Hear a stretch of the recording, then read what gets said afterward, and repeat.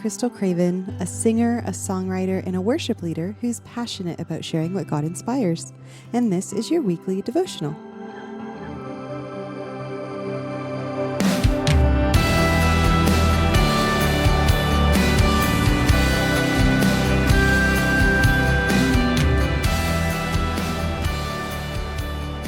Luke 8:16 through 18 says, "No one after lighting a lamp covers it with a jar or puts it under a bed, but puts it on a stand so that those who enter may see the light. For nothing is hidden that will not be made manifest, nor is anything secret that will not be known and come to light. Take care then how you hear, for to the one who has, more will be given, and from the one who has not, even what he thinks he has will be taken away." So here, Jesus uses a familiar physical example to explain the spiritual. He kind of has a knack for doing this.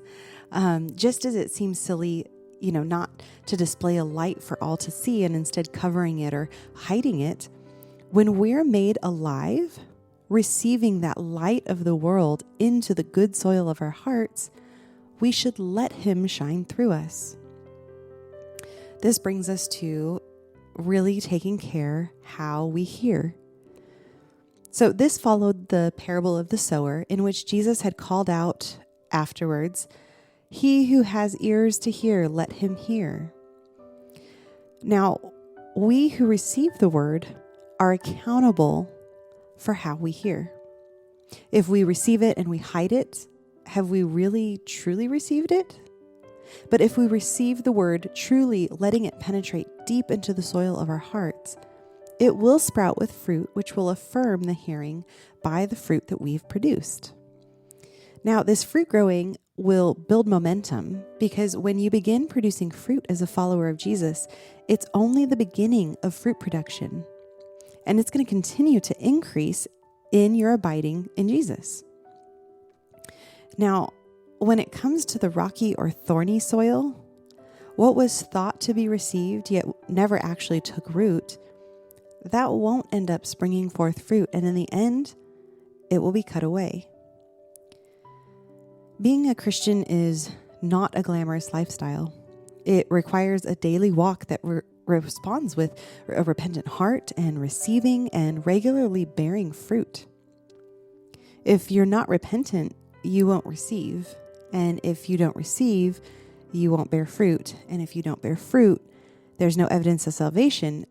And really, if there's no evidence of salvation, then are you saved? Now, this isn't to condemn you by questioning your salvation, so please don't take it as that. But this simply is, I'm just trying to stir your heart to be faithful in taking care how you hear, because it does have a profound effect on you. The result of how you hear is either being given more or the taking away of what you thought you had. Now, James, in the book of James, it teaches the same concept. Not that works are, the be-all, end-all, and works certainly don't earn salvation, but while works aren't the root of our salvation, they are the fruit of it. And if we're finding ourselves hiding our lights, afraid to let them shine, how can we expect God to give us more stands in new places and opportunities in which we can place our lamps if we aren't being faithful with the one we already have?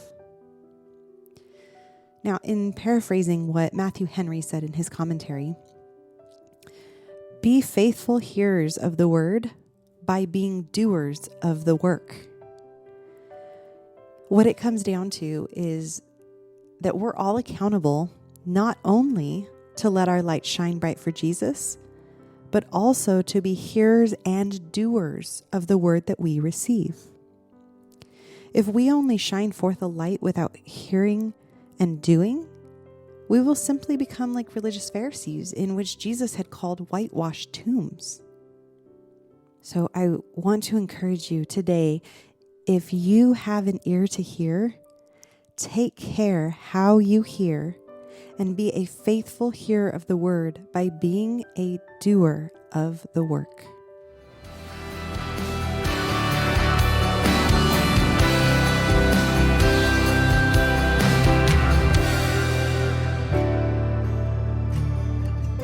For blogs, written devotionals, and originally written songs, visit crystalcravenmusic.com, and that's Crystal with a K.